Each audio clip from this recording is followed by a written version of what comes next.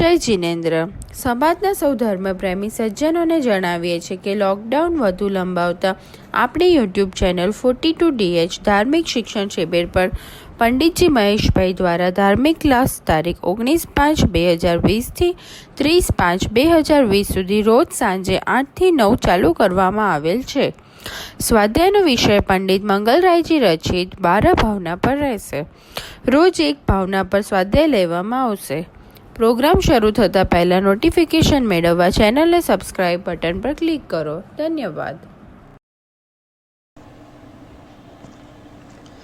મંગલમ ભગવાન વીરો મંગલમ ગૌતમો ગણી મંગલમ કુંદ કુંદાદ્યો જૈન ધર્મોસ્તુ મંગલમ સર્વ મંગલ માંગલ્યમ સર્વ કલ્યાણકારકમ પ્રધાનમ સર્વ ધર્માણામ જૈનમ જયતુ શાસનમ રમો અરિહંતાણમ રમો સિદ્ધાણમ રમો આયર્યાણમ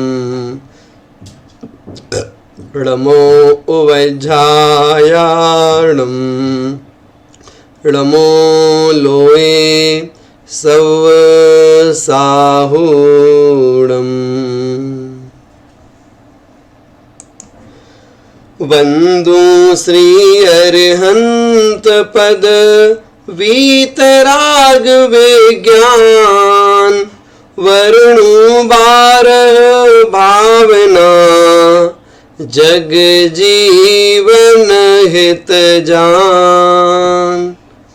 पंच परमेष्ठी भगवान की जय. परम पूज्य आचार्य गुरुवर विद्यासागर जी महाराज की जय. भावना भावनाशनी होती है, ऐसे अनित्य भावना, असरण भावना और संसार भावना, तीन तरह से इन भावनाओं के चिंतन को हम बराबर बढ़ा रहे हैं. हम देखते हैं संसार भावना में 4 गति और 84 लाख योनियों का वर्णन किया गया, जिसमें बताया कि यह जीव संसार में अनादिकाल से भ्रमण करते हुए इन गतियों में अनेक प्रकार के दुखों को भोग रहा है. आज हम देखते हैं चौथी भावना हमारे सामने आ रही है. ये है एकत्व भावना. एकत्व अर्थात एक पने का चिंतन, यह एकत्व भावना कहलाती है. यहाँ पर एक पना अर्थात मेरी अपनी आत्मा. यहाँ न शरीर का चिंतन है, न कर्म का विचार है, न राग द्वेष का विचार है. शरीर से वाह वस्त्र आभूषण हैं, रिश्ते हैं, घर परिवार है, स्वर्ण आभूषण हैं, धन संपदा है, किसी का विचार नहीं. यहाँ विचार है तो मात्र एकत्व विभक्त उस आत्म तत्व का विचार है कि मेरी आत्मा का स्वरूप कैसा है और मैंने कैसा मान रखा है. उस एकत्वपने को अपने जीवन में लाने का पुरुषार्थ जब हम करेंगे और इस भावना को हम भाएंगे तो मालूम पड़ेगा कि इस जीव का जन्म अकेले होता है और मरण भी अकेले होता है। जो बाहरी चीजें हैं, इनमें से कोई भी चीज हमारी अपनी नहीं है, कोई भी सगी नहीं है। बस अपने आत्म स्वरूप में लीन होना, यह एकत्व भावना कहलाती है। बाहरी पदार्थों से राग द्वेष नहीं करना, किसी से कोई अपेक्षा नहीं रखना, अपने आत्मिक गुणों को बढ़ाने का पुरुषार्थ करना, ये ही एकत्व भावना कहलाती है।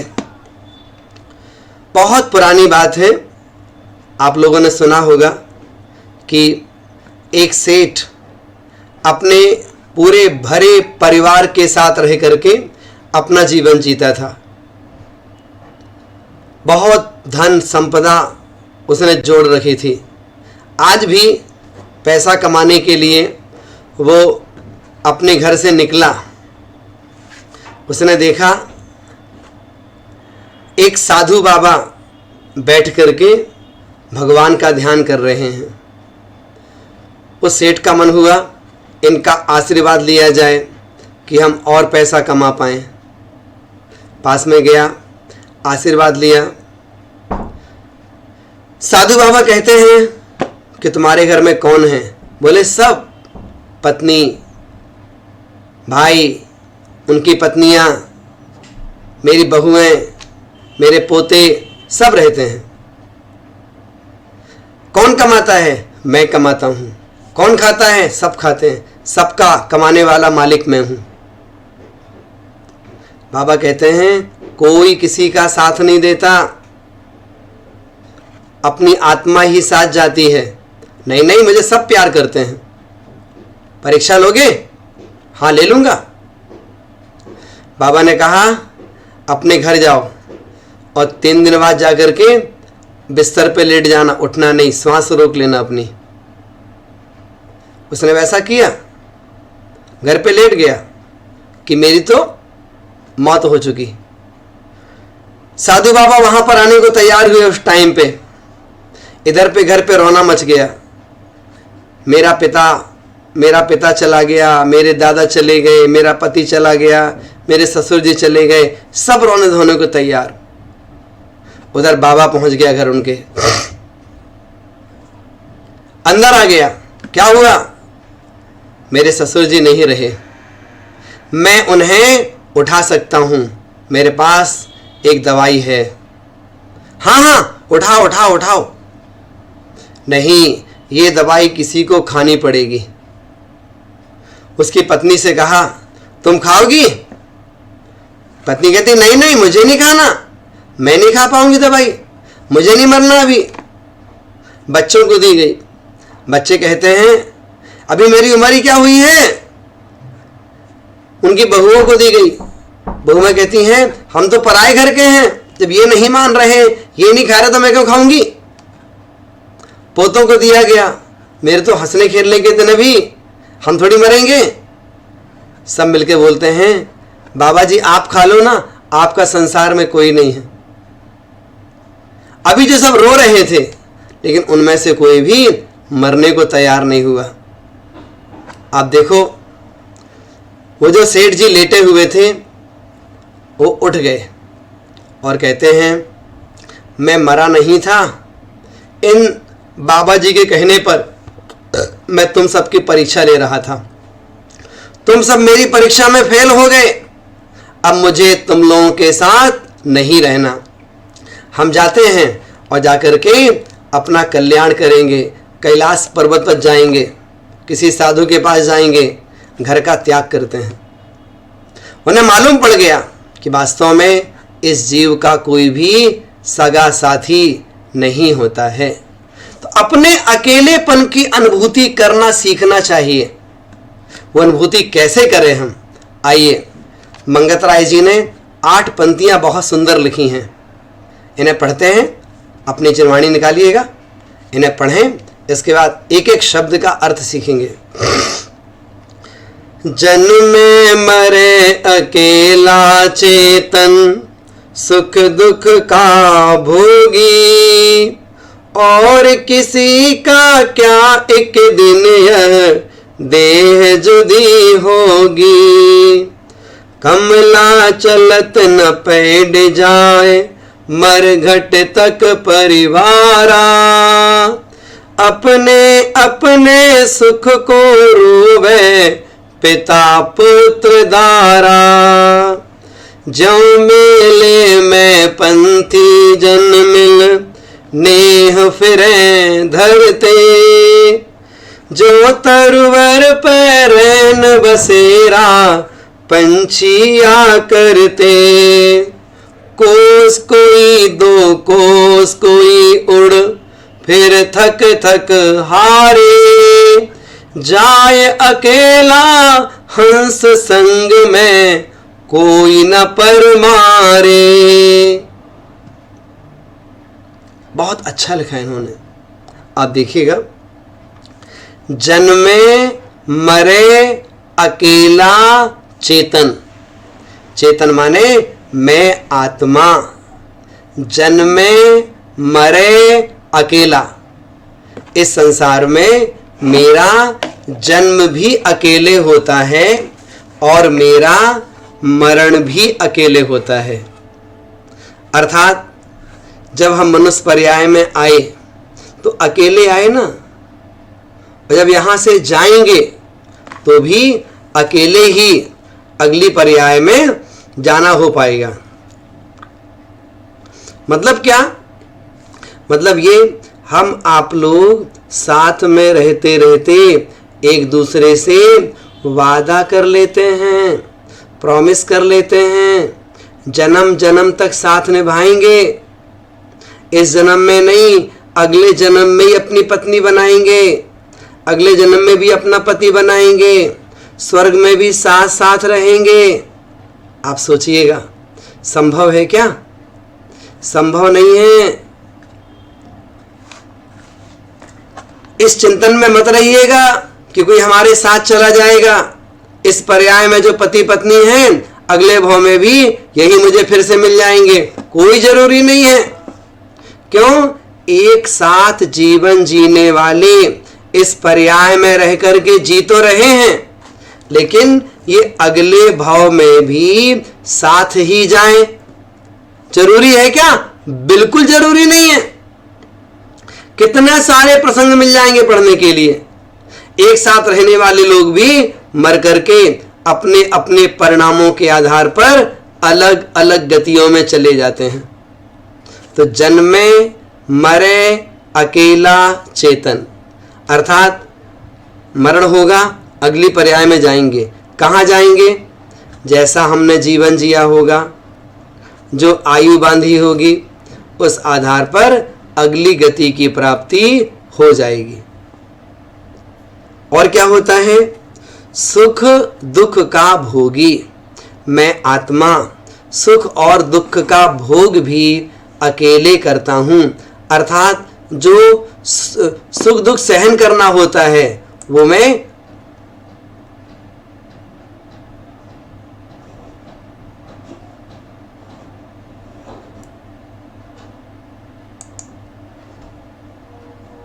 जो सहन करना होता है वो भी मैं अकेले ही सहन करता हूं। क्या? सुख दुख भी।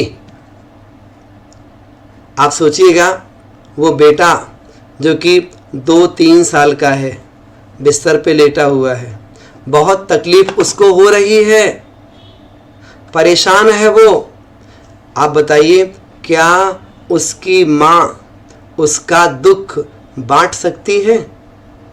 कोई नहीं बांट सकता। यहाँ पर अपने अपने पुण्य पाप का फल इस संसार में जीवों को अकेले ही भोगना पड़ता है।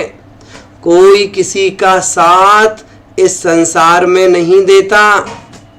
इसलिए हमें चाहिए अपने जीवन को अच्छा बनाने की कोशिश करें। वो जो एकत्वपना है ना, एकत्वपने का मतलब है अकेलापन। वो अकेलापन हमारे जीवन में भी आता है, और वो अकेलापन कई प्रकार का होता है। एक अकेलापन है जो कि राग के कारण से होता है। राग भाव से वो अकेलापन हमारे जीवन में आ जाता है। राग भाव कैसा? राग भाव ऐसा कि हम तो छोटे गांव में रहते हैं, हमारा बेटा बाहर पढ़ने के लिए जा रहा है। कैसे जा रहा है? ट्रेन से जा रहा है। अब कहो तो उस ट्रेन में 2000 लोग यात्री हैं, यात्रा कर रहे हैं, लेकिन मेरा बेटा अकेला जा रहा है। अब जाने में 8 घंटे का समय लगता है, तो कहो तो 10 बार फोन लगा लेंगे उसको, ठीक हो ना, खाना खा लिया ना, ट्रेन से उतरना नहीं, बीच में स्टेशन आए तो वहीं उतरना, देखते रहना स्टेशन आने वाला होगा, किसी से बातचीत नहीं करना, शांति से बैठे रहना, खिड़की से बाहर अपना हाथ मत निकालना। पूरे दिन, पूरे टाइम वो अकेलेपन का एहसास हमारे अंदर में होता रहता है। ये राग का अकेलापन है। बेटी की बारात अभी जा रही है, माता पिता परिवार सब रुके हैं और वो ससुराल अपने चले गए। दूसरे दिन माँ पिताजी घर पे क्या अकेले, बेटी की शादी हुई, बेटा बाहर पढ़ता है, बाहर रहता है वो तो, अब माता पिता घर में अकेले। अब बेटी के रूम में जाते हैं, यहाँ बैठती थी, ऐसे खाना खाती थी, सारे दिन चहलकदमी करती रहती, उसकी सहेलियाँ मिलने आती थीं, अच्छा खाना बनाती थी उसके लिए मैं। अब मैं क्या करूं, क्या बनाऊं, किसके लिए बनाऊं? बस वो माँ ने रोना शुरू कर दिया। अकेलेपन का एहसास हो रहा है। ये अकेलापन राग का अकेलापन है। देखो रामचंद्र जी, जिस समय सीता जी का हरण हो गया, उस समय वे रामचंद्र जी लक्ष्मण के साथ पागलों जैसी हरकत कर रहे हैं। कौन? छायिक सम्यक दृष्टि हैं, तद्भाव मोक्षगामी हैं। उसके बाद भी पत्थरों से पूछते हैं, पेड़ों से पूछते हैं, नदियों से पूछते हैं, पेड़ के पत्ते उठाकर पूछते हैं, तुमने मेरी सीता को देखा है क्या? आप सोचो, आप उसके बिना मेरा मन नहीं लग रहा, मुझे सीता चाहिए। ये जो भाव उनके अंदर में आ रहा है, ये क्या है? ये अकेलापन है। ये अकेलापन राग का अकेलापन है। पति पत्नी हैं, अब पति कई बार होता है व्यापार के काम से, किसी और काम से घर के बाहर जाते हैं, 10 दिन 15 दिन रहते हैं, पत्नी का मन नहीं लगता, कई बार फोन लगाती रहती है। कई बार है पत्नी चली जाती है अपने मायके, पति अकेला रहता है, फोन लगाते रहते हैं, क्या मन नहीं लगता तुम्हारे बिना? यहीं रहो, क्यों बार बार चले जाते हो? ये क्या हुआ? ये अकेलापन है ना, ये राग का अकेलापन है। बहुत लोगों को ये परेशान करता है ये, लेकिन इससे आत्मकल्याण नहीं होगा। परिवार है, पति पत्नी हैं, बहुत अच्छा जीवन चलता है, लेकिन उम्र बढ़ती है, लोगों को जाना तो होता है। एक चला गया, अब दूसरा, 5 साल उनको गए हो गए, 7 साल हो गए, 10 साल हो गए, लेकिन आज भी कोई उस दुखती रग पे हाथ रख दे तो झरझर आंसू बहने लगते हैं। उनकी याद में तड़फन अंदर से नहीं जाती, अकेलेपन का एहसास होता, घर काटने दौड़ता है। क्या है ये राग का अकेलापन है। ये आत्मकल्याण नहीं कराएगा। किसी के पास बहुत अच्छी जमीन थी, कहाँ? मार्केट के बीच में। आज से 10 साल पहले वो 25 लाख में बिकी। आज से 10 साल पहले 25 लाख में बिक गई वो। उसके एवज में हमने बहुत अच्छा मकान बना लिया, लेकिन आज भी उस रास्ते से गुजरते हैं तो हम कहते हैं ये हमारी ज़मीन थी 10 साल पहले, हमने बेच दी। अगर नहीं बेचते आज इसकी वैल्यू 7 करोड़ रुपए की है। आप सोचो, आप चीज बेच दी, उसका भोग कर लिया, दूसरा मकान बना लिया, जिसकी कीमत 10 करोड़ है, लेकिन इसके पीछे पड़े हैं। ये 7 करोड़ की है, मैंने बेच दी थी। वस्तु के चले जाने के बाद में भी उससे राग कम हो जाए, राग टूट जाए, ये बहुत मुश्किल काम होता है। हम आपसे कहना चाहते हैं ये राग के संस्कार हमें तोड़ने पड़ेंगे। राग का एकत्वपना हमारे जीवन के लिए अहितकारी हो जाता है। सीता के अंदर में भी राग भाव आ गया था। जब रामचंद्र जी ने मुनि दीक्षा ले ली और वो तपस्या कर रहे हैं हाथ पे हाथ रख के, कौन? रामचंद्र जी। सीता जी 16वें स्वर्ग में प्रतीन्द्र बन गई। वो देव आया वहां से यहां मध्यलोक में और उपसर्ग करने लगा रामचंद्र जी के ऊपर, वहां नृत्य करने लगा और कहता चलो अपन स्वर्ग चलेंगे, तुम आत्मा में लीनत हो जाना, स्वर्ग चलेंगे, साथ साथ वहां रहेंगे, इसके बाद में फिर अगले भाव में मोक्ष जाएंगे अपन। लेकिन अब रामचंद्र जी वहां से हिले नहीं। ये राग किसका था? ये सीता के अंदर का राग भाव था, ये सीता के अंदर का अकेलापन था। सीता बोले तो वो प्रतीन्द्र जो सीता का जीव बन गया था। तो ऐसे करके जो राग की परिणति है वो विचित्र प्रकार की होती है। उसका अकेलापन व्यक्ति को बहुत परेशान करता है। इसी तरह द्वेष का भी अकेलापन होता है, उसमें भी जीव दुखी और परेशान रहता है। भाई भाई हैं, दोनों में विवाद हो गया, झगड़ा हो गया, दोनों अलग अलग रहने लगे। कहो तो एक दूसरे की तरफ देखे नहीं, लेकिन फिर भी मेरा अपना भाई था, किसी कारण से अलग हो गए। द्वेष रहता है कई बार। उसकी जो उन्नति हो रही है, समाज में प्रतिष्ठा बढ़ रही है, वो हमें पसंद नहीं आती, उस कारण से द्वेष होने लगता है।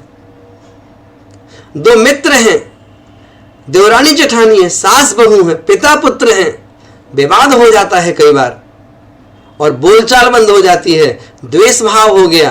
लेकिन फिर भी अब क्या, संसार असार, किसी से मित्रता नहीं करनी। तो ऐसे करके द्वेष भाव भी कई बार बढ़ जाता है। उसका भी अकेलेपन का एहसास हमें परेशान करता है। ये दोनों कर्म बंध के ही कारण हैं। वास्तविकता तो ये है वीतरागता का अकेलापन हमारे अंतरंग में आ जाए। वो वीतरागता का अकेलापन ही मेरा कल्याण कराएगा। वो वीतरागता का अकेलापन कैसा होता है? ऐसा होता है जहाँ पर मेरा कोई नहीं, मैं किसी का नहीं, मैं चित चमत्कार चैतन्य टंकोत्कीर्ण गायक स्वभावी शुद्ध आत्मा हूँ। बस मुझे अपने आत्म कल्याण का ही प्रयोजन है। मुझे संसार के किसी भी चराचर पदार्थों की चाह अर्थात इच्छा नहीं है। ऐसा अपनी आत्मा के प्रति पक्का श्रद्धान बन जाना, यही वास्तव में वीतरागता का अकेलापन कहलाता है। मुनि महाराज हैं, उन्हें कुछ नहीं चाहिए, सब त्याग कर दिया, वैभव त्याग कर दिया, घर परिवार का त्याग कर दिया, शरीर के प्रति राग भाव का त्याग कर दिया, डिग्रियां ली, पढ़ाई करी 25 साल तक और पढ़ने के लिए अमेरिका गए हों, हार्वर्ड यूनिवर्सिटी में गए हों, उसके बावजूद भी सब छोड़ दिया। नाम भी त्याग दिया जो माता पिता के द्वारा दिया गया था। गुरु ने एक नया नाम दिया, उस नाम के बल पर एक नया जीवन जी रहे हैं, आत्म कल्याण की ऊंचाइयों को छू रहे हैं। आप सोचिएगा उन साधुओं के अंदर जो वीतरागता है, वो जो अकेलेपन की अनुभूति है, वो ही उन्हें मोक्ष मार्ग में आगे बढ़ाएगी, वो ही उन्हें शुद्धोपयोग में ले जाएगी। वही रामचंद्र जी पहले सीता के पीछे भाग रहे थे, मिल जाए किसी तरह से। अब सीता का जी उस सामने खड़ा हुआ है और कह रहा चलो मेरे साथ स्वर्ग में रहेंगे। लेकिन अब रामचंद्र जी के अंदर में वो वीतरागता का अकेलापन आ गया।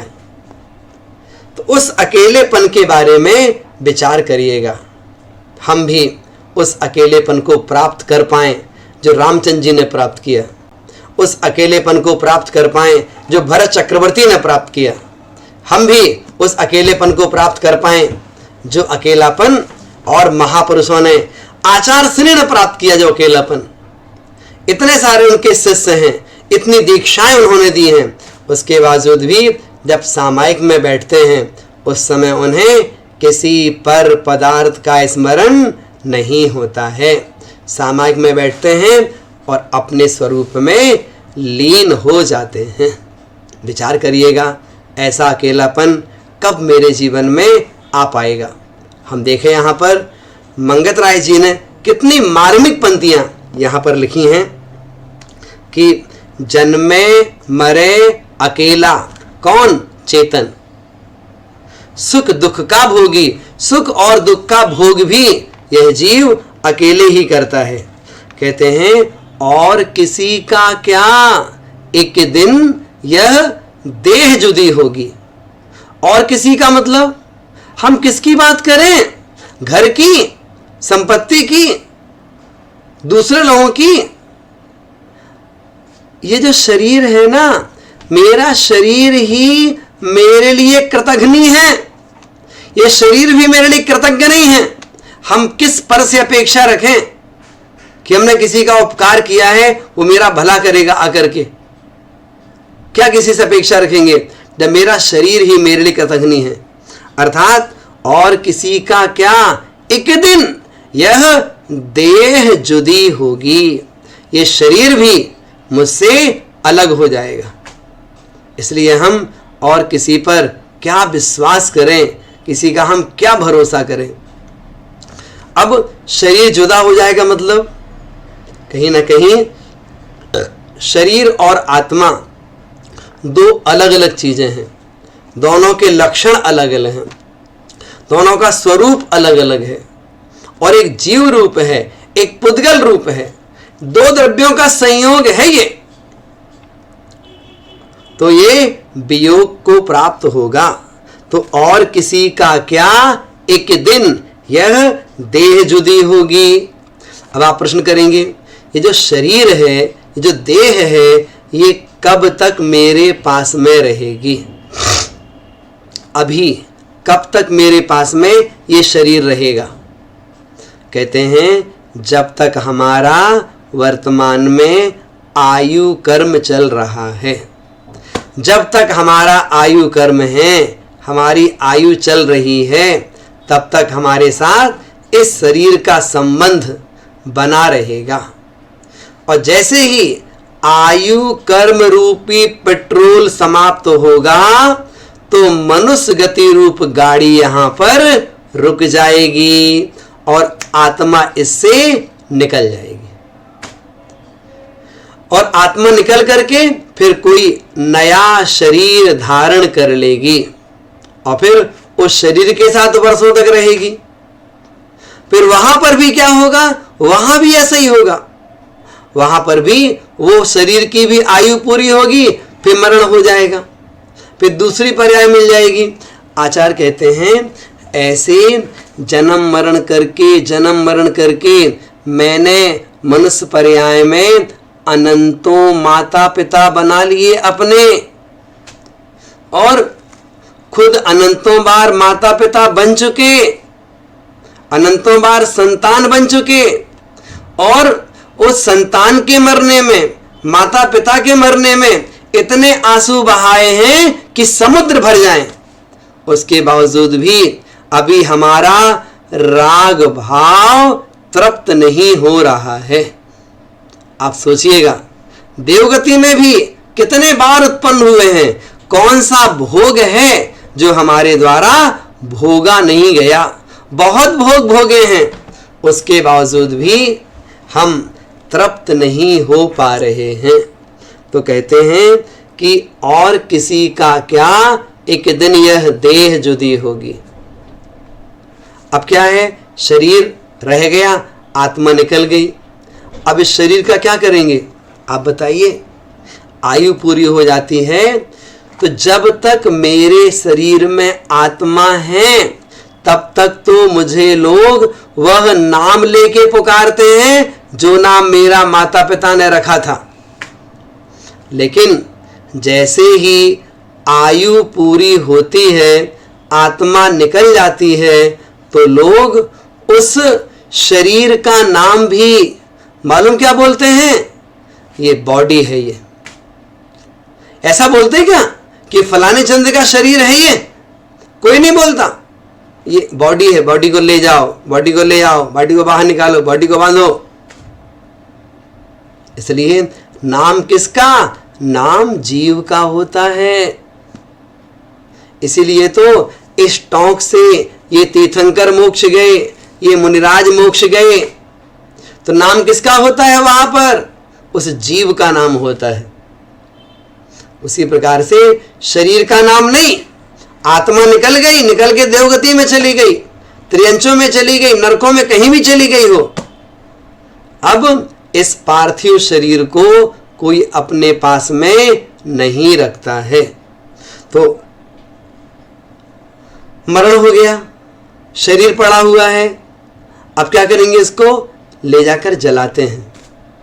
आप सोचो कितनी दयनीय स्थिति विदेशों में वर्तमान में कहीं कहीं चल रही है। इस कोरोना के कारण से आयु किसी की पूरी हो गई, किसी का अकाल मरण हो गया, किसी का मरण हो गया, तो ऐसे जीव के उस शरीर को भी कोई छूना पसंद नहीं करता। यहाँ तक कि ऐसा तक सुनते हैं कि उनके परिवार वालों को भी वो शरीर नहीं दिया जाता। उसको ले जाकर के कहीं जमीन पे दफनाते हैं या कहो तो जला देते हैं। बस उसके पास में खबर पहुंच जाती है कि तुम्हारे परिवार का ये सदस्य यहाँ पर था और इसकी मृत्यु हो गई है। आप सोचो, आप कितनी कितनी विपरीत परिस्थितियां आ गई, विचार करिएगा। इसलिए थोड़ा अपने अंदर में धैर्य को धारण करो, धर्म के प्रति समर्पित बनो, अपने परिवार के प्रति समर्पित बनो। थोड़ा सा नमोकार मंत्र का पाठ है, शांति मंत्र का जाप है, और भी जो कल्याण की बातें हैं उनको अपने मानस पटल पर रखो और अपने जीवन को बड़ी पवित्रता के साथ जियो। जब मरण होता है तो क्या होता है? कमला चलत न जाए पैड। कमला, कमला का मतलब क्या होता है? कमला माने स्त्री, पत्नी। जब आयु पूरी हो जाती है तो कमला घर से बाहर निकलेगी, लेकिन जो बाहर का जो दरवाजा है, उसकी जो चौखट है, उस चौखट से बाहर नहीं निकलती। तो कमला चलत न पैड जाए, मतलब चौकी से, उससे जो चौखट है, चौखट से बाहर नहीं जाती, वहीं रुक जाएगी वो। कौन पत्नी? वो पत्नी शादी के समय में जिसने प्रॉमिस किया था कि जन्म जन्म का साथ है हमारा तुम्हारा, इस जन्म में ही साथ छोड़ के यहीं रुक गई वो और पति चला गया। क्या होता है? बहुत तकलीफ अंदर में होती है। आचार्य कहते हैं इस चिंतन को, इस तकलीफ को सकारात्मक बनाने की कोशिश करिएगा, अन्यथा कई बार जीव ऐसे कोई घटनाएं घटती हैं उसके कारण से बहुत बहुत बहुत आर्त ध्यान करता है, बहुत कर्म बांधता है वो। संसार की दशा का चिंतन करिएगा। संसार वास्तव में ऐसा ही है, संसार दुखमय ही है। इस संसार में कोई भी मुझे सुख नहीं दे सकता, और जो सुख दे भी रहा है ना, इंद्रिय संबंधी सुख जो मुझे दे भी रहा है, वो सुख भी सुखाभास है। वो सुख भी मुझे मेरी इच्छा के कारण से सुख लग रहा है। मेरी इच्छा के कारण से मुझे सुख लग रहा है कि हाँ सही अच्छा मौसम यहाँ का है। लेकिन यदि हमारी इच्छा बढ़ जाए, हमारी चाहत बढ़ जाए, तो अभी दुख लगने लगेगा। जैसे घर पे लाइट नहीं है, कैसा लग रहा है? दुख लग रहा है। अब घर पे पंखा तो लगा हुआ है, पंखा चालू कर दिया। हमारे यहाँ कूलर नहीं है, पंखा लगा हुआ है, पंखा चालू कर दिया, हवा आ रही है, हाँ साहब हवा आ रही है। अब कोई मिलने आया आपके पास, तुम घर में इतने ऊपर रहते हो, चौथी मंजिल में, तुम्हारे घर में कूलर नहीं लगा है, कूलर लगवाओ ना। अब क्या हुआ? हमारा दुख शुरू हो गया। अभी तक हम बहुत अच्छे से रह रहे थे, हमें कोई परेशानी नहीं थी, लेकिन उस पड़ोसन ने आकर के पत्नी के कान भर दिए कि कूलर मंगाओ। तो उसको क्या हुई? कूलर की इच्छा होने लगी। अभी पंखा सुख दे रहा था और अब दुख देने लगा वो। ठीक है, किसी तरह उसके पति ने हफ्ते 10 दिन में एक बढ़िया कूलर खरीद लिया, रख दिया, कूलर चालू हो गया। अब क्या है? बहुत तेज आवाज आती है कूलर की। इससे देखो पूरा बेड खराब हो रहा अपना, उससे पानी निकलता है, तो हमें कूलर नहीं चाहिए। वो पड़ोसन कह रही थी एसी लगवाओ, एसी, उसमें आवाज भी नहीं आती, पानी भी नहीं गिरता उसमें, एकदम चील रहता है और एकदम ठंडा रहता है। अभी पंखा पसंद था, अब कूलर पसंद आया था, कुछ दिन उसका उपयोग किया, अब क्या चाहिए? अब एसी चाहिए। अब क्या होता है? व्यक्ति की इच्छाएं बढ़ती चली जाती हैं, व्यक्ति की इच्छाएं बदलती चली जाती हैं। कभी सुख संसार में जीव को मिलते ही नहीं है। और जब मरण हो गया तो फिर लोग गुणानुवाद गाने लगते हैं, हमारे बारे में और अच्छा और अच्छा और अच्छा कहने लगते हैं। अरे जीते जी अच्छा कह लेते ना उससे, तो कम से कम मरते समय उसको भी अच्छा लगता कि हमारा भी सपोर्ट करने वाले लोग संसार में हैं, हमारे काम की भी प्रशंसा करने वाले लोग हैं। उस समय प्रशंसा नहीं करेंगे, अब वो मर गया है और वहां प्रशंसा करते हैं वो। तो कमला चलत न जाए पेड़ और मरघट तक परिवारा। और जो पूरा परिवार है, परिवार के सदस्य हैं, रिश्तेदार हैं, एकाध तो चलो परभव में हमारे साथ, कोई जाने को तैयार नहीं है, कोई जाने को तैयार नहीं। क्या है? मरघट तक परिवारा। और वहां पर जाकर के उस पार्थिव शरीर का दाह संस्कार कर दिया, उसे जला दिया। मरघट में जाकर के काम पूरा हो गया। अब सब रोते हैं, अपने अपने सुख को रोवे पिता पुत्र दारा। दारा माने स्त्री, पिता पुत्र और दारा अपने अपने सुख को रोवे। यहां पर सुख का मतलब होता है स्वार्थ। हर व्यक्ति अपने अपने स्वार्थ के लिए रो रहा है। अब स्वार्थ कैसा है आप प्रश्न करेंगे। और जितने लोग रो रहे हैं ना, सब अलग अलग चॉइस वाले रो रहे हैं।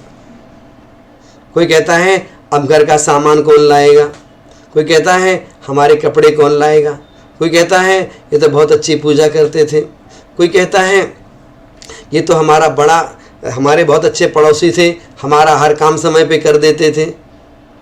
तो उस घर के जितने लोग हैं, अलग अलग प्रकार से उनकी टोन निकलती है बोलने के लिए, अलग अलग प्रकार से अपने अपने सुख माने स्वार्थ की वजह से ये संसार दुखी और परेशान होता है। और कई बार तो लोग कहते हैं रोना पड़ता है, रोएंगे नहीं तो पड़ोसी क्या बोलेंगे कि इसका ये व्यक्ति मर गया और इसको रोना भी नहीं आता। तो ऐसे भी लोग संसार में हैं। कोई व्यक्ति ऐसे होते हैं जिनने धर्म पढ़ा है, अध्यात्म पढ़ा है, जिनको वस्तु स्वरूप का ज्ञान है, वो जानते हैं सबको एक दिन जाना है, किसी को स्थायी यहाँ पर नहीं रहना है, हम क्यों रोएं? तो कहो तो वो भी रोता है दूसरे को दिखाने के लिए।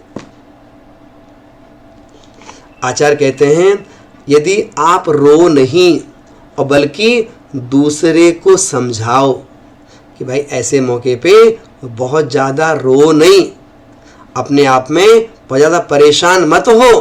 क्यों? इसमें रोएंगे, परेशान होंगे तो हमारे लिए असाता वेदनी कर्म का आश्रय होगा, और वह असाता वेदनी कर्म हमारी आत्मा के लिए भविष्य में और अधिक दुखदायी बन जाएगा।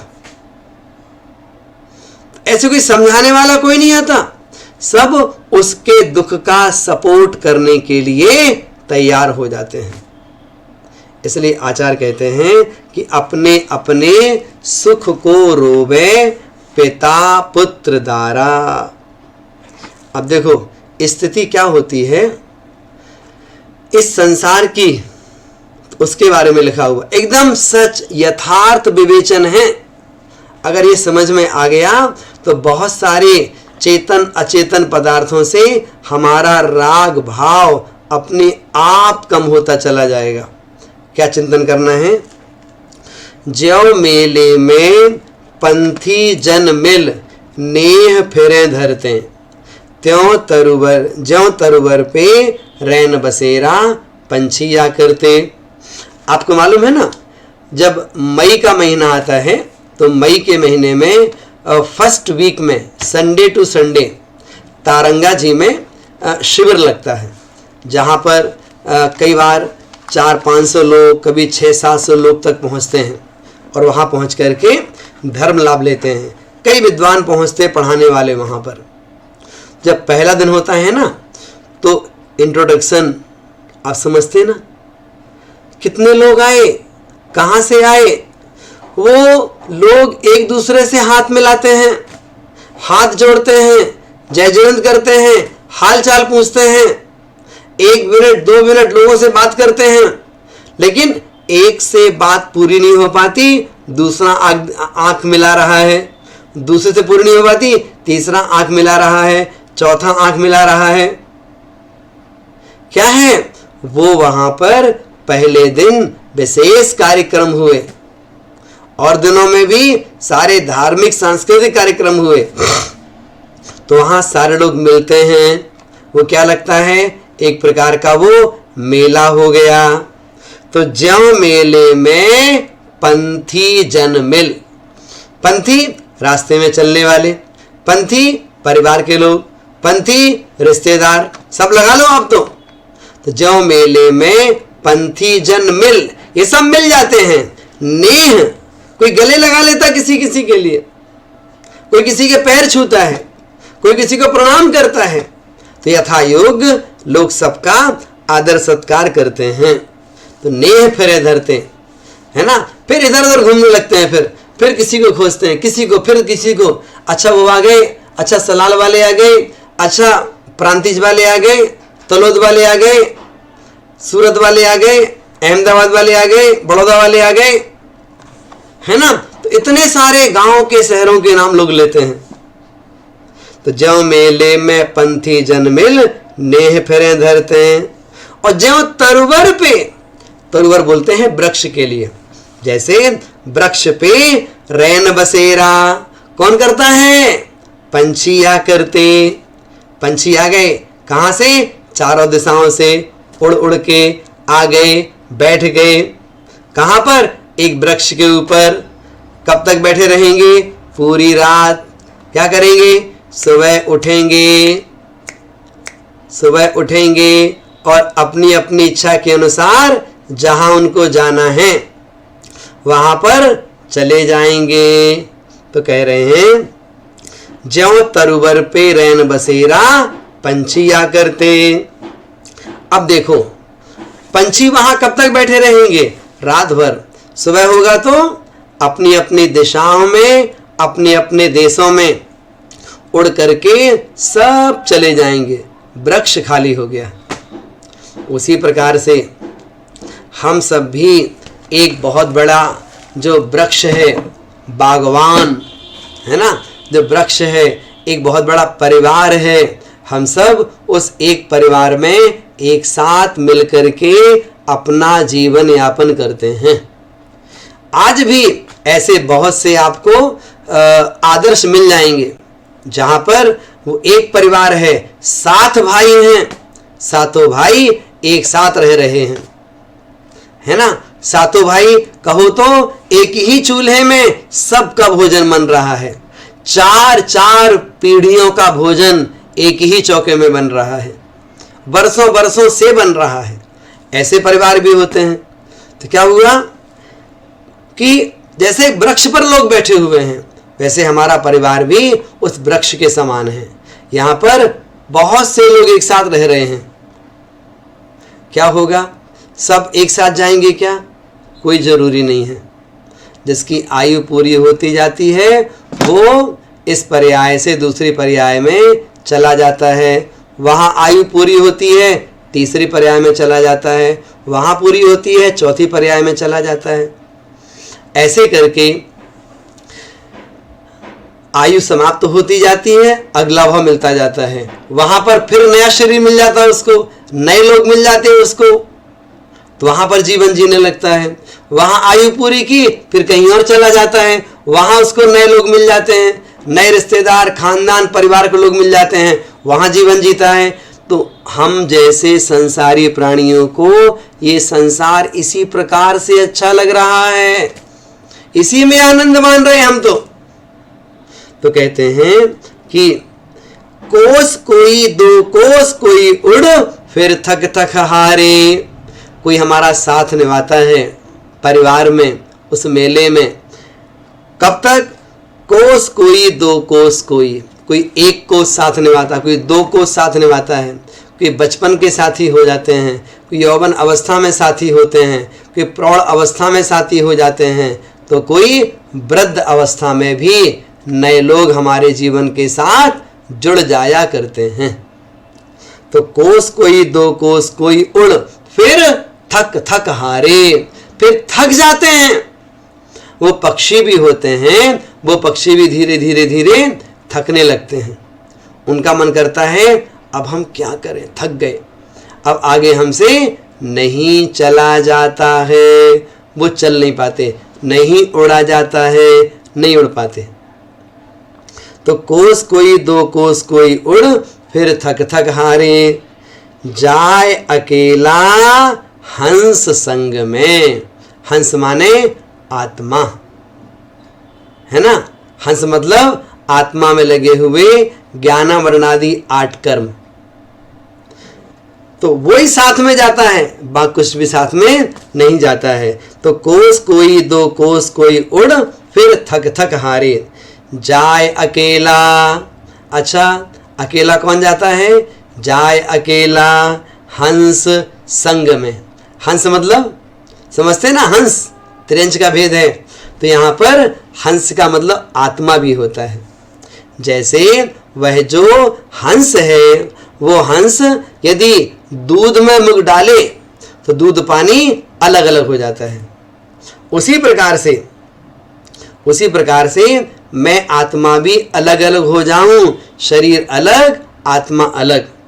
तो जाए अकेला हंस संग में, हंस ही साथ में जाता है। कोई ना पर मारे, पर पंख, कोई पंख नहीं मारता है। आयु पूरी होती है, अगले भाव में जाकर के हमारा जन्म हो जाता है। इसलिए आचार्य कहते हैं जो भी हम पुण्य पाप रूप कर्मों का फल भोगते हैं, हम सब अपने कर्मों का फल अकेले भोगते हैं। इसे ध्यान रखिएगा। पति हो, पत्नी हो, बच्चे हो, कोई भी ज़्यादा गुस्सा ना करे, ज़्यादा कसाय भाव ना करे, ज़्यादा पाप ना करे। हम अपने घर को सजाने संवारने के लिए कई प्रकार से ऐसे सामान घर में रख लेते हैं जो कि हिंसक होते हैं। आचार्य कहते हैं ऐसे हिंसक सामानों को बहुत ज़्यादा एकत्रित मत करिएगा। हिंसा के उपकरण अपने घर में नहीं रखिएगा। कौन भोगेगा इसका फल? आत्मा को अकेले ही उन सारे कर्मों का फल भोगना पड़ता है, कोई किसी के साथ में नहीं जाता है। सुत दारा होए न सीरी, कोई भी स्त्री पुत्र आदि हमारे लिए भागीदार नहीं होते हैं। अब बताओ, इतनी संपत्ति जोड़ी, इतना पैसा कमाया, सब कुछ किया, साथ में क्या जाएगा? कुछ नहीं जाएगा। हुआ क्या? वो सेठानी बहुत धर्म करती थी, उसका पति सेठ सारे दिन दुकान पे पैसा कमाता था, बहुत पैसा कमाया उसने। एक दिन की बात, एक मुनि महाराज जी गांव में आए। सेठानी मंदिर गई, महाराज के दर्शन किए और हाथ जोड़ के विनती करती है, मेरा सेठ मंदिर नहीं आता, लेकिन मैं आपके दर्शन के बहाने उनको कल लेकर के आऊंगी, आप थोड़ा सा उनको संबोधन कर दीजिएगा। महाराज नए नए आए थे, उन्होंने कहा ठीक है, कर देंगे भाई, ले आना। अगले दिन मना मुनु के समझा बुझा करके और वो सेठानी अपने सेठ को लेकर के आ गई। कहाँ? मंदिर, महाराज के पास। महाराज के दर्शन किए। महाराज ने पूछा, उस सेठ ने भी कुछ बातचीत करी। जब वो सेठ उठ के जाने लगा तो मुनिराज ने अपने पास में से एक सुई निकाली। आप कपड़े सिलते ना, सुई निकाली और निकाल करके उस सेठ को कागज में बांध के दे दी और कह दिया, इसको अपने पास रख लो, जब तुम मरोगे ना तो तुम स्वर्ग में जाओगे, स्वर्ग में मैं भी जाऊंगा, तो वहां पर ये सुई मुझे तुम ध्यान से दे देना, वहां हमारे काम में आ जाएगी। सेठ बड़ा खुश, उसे बड़ा अच्छा लगा कि मुनि महाराज हैं, इतने लोग इनको नमोस्तु करते हैं, इन्होंने हमें काम सौंपा। तो क्या हुआ? वह सुई लेके अपने घर आ गया। अब रात में वह सेठ करवटें बदल रहा है और सोच रहा मन में, हम तो कितने लोगों के लिए गए मरघट में जलाने को, कितने लोगों को देखा, कोई भी कुछ अपने साथ में लेकर नहीं जाता। अब इन महाराज ने मुझे सुई दी है, क्या मैं ये सुई अपने साथ ले जा सकता हूं? विचार किया उसने, साहब मैं तो अपने साथ नहीं ले जा सकता। पूरी रात परेशान रहा। उसकी पत्नी ने भी पूछा, उसने पत्नी को भी बताया, पत्नी चुप रही, बिल्कुल कुछ नहीं बोली। दूसरे दिन सुबह का समय, फटाफट वो सेठ जी तैयार हुए, कपड़े पहने, मंदिर गए, भगवान के दर्शन किए और महाराज को श्रीफल चढ़ाया और हाथ जोड़ के निवेदन किया, महाराज हमें क्षमा करो, ये अपनी सुई आप रख लो, मैं ये सुई नहीं ले सकता। क्यों? अरे जब जीव मरता है तो अपने साथ कुछ नहीं ले जाता। मुनिराज कहते हैं, इतनी संपत्ति जो तुमने जोड़ रखी है, क्या होगा इसका? महाराज समझ गया, मैं समझ गया। अब मेरे अंदर में वैराग भाव आ गया। अब मैं व्यापार का त्याग करता हूं। अब मैं धर्म ध्यान के साथ अपना जीवन व्यतीत करूंगा। आप सोचो, उन मुनि महाराज के छोटे से उपदेश के कारण से उस सेठ को बात समझ में आ गई। क्यों? वह सेठ पैनी बुद्धि वाला सेठ था। हम कैसे हैं? हमारी चमड़ी कैसी, हमारी बुद्धि कैसी है? हमारी बुद्धि बहुत मोटी बुद्धि है। कितने बार हम समझते हैं, समझाते हैं, पढ़ते हैं, पढ़ाते हैं, उसके बावजूद भी हमारे समझ में बहुत सारी बातें नहीं आती हैं। इसलिए आचार्य कहते हैं, उस अकेलेपन का चिंतन मनन हमें यथासंभव करते रहना चाहिए। उस अकेलेपन का चिंतन करेंगे तो हमारा यह भव भी सफल होगा और परभव भी हमारा सुधरेगा। इस प्रकार से जो ये एकत्व भावना है, इसको लेकर के विषय का प्रतिपादन यहाँ पर पूर्ण करते हैं। एक प्रश्न हमारे पास आया था कि जब आपने पहली भावना भाई थी, कौन सी भावना? अनित्य भावना, तो उसमें आपने थोड़ा सा कहा था शुरू में, उसके पहले कि चक्रवर्ती का नाम लिया था। तो ये चक्रवर्ती कौन होते हैं? तो जो चक्रवर्ती होते हैं ना, भरत चक्रवर्ती, तो जो अपना जम्बू द्वीप है, जम्बू द्वीप में जो भरत क्षेत्र है, भरत क्षेत्र में एक आर्खंड है, 5 मिलेक्ष खंड हैं।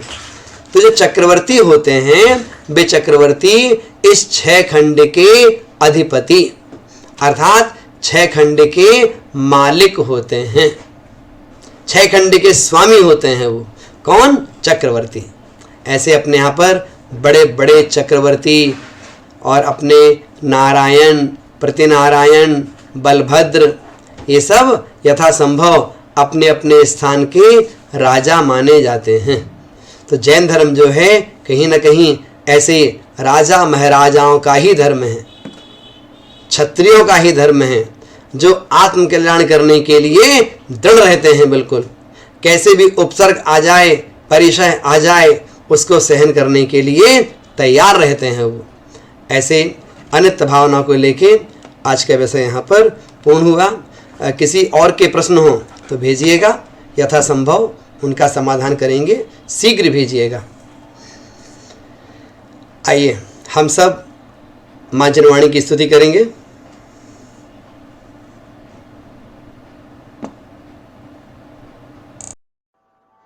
अब हम जिनवाणी स्तुति करेंगे। मिथ्यात्म नाश वे को ज्ञान के प्रकाश वे को आपा पर भास वे को भानु सीमा खानी है। छहो द्रव्य जान वे को बंध विधिमान वे को स्वपर पहचान वे को परम प्रमाणी है। अनुभव बताए वे को जीव के जिताए वे को काहू न सताए वे को भव्य और आनी है। जहाँ तहाँ तार वे को पार के उतार वे को सुख विस्तार वे को यही जिनवाणी है। जिनवाणी के ज्ञान से सूझे लोकालोक, सो वाणी मस्तक धरो सदा देत हूँ दोत। हे जिनवाणी भारती तो ही जपू दिन चैन, जो तेरी शरण गहे सो पावे सुख चैन। अब हम शांति पूर्वक 9 बार नमोकार मंत्र के जाप करेंगे।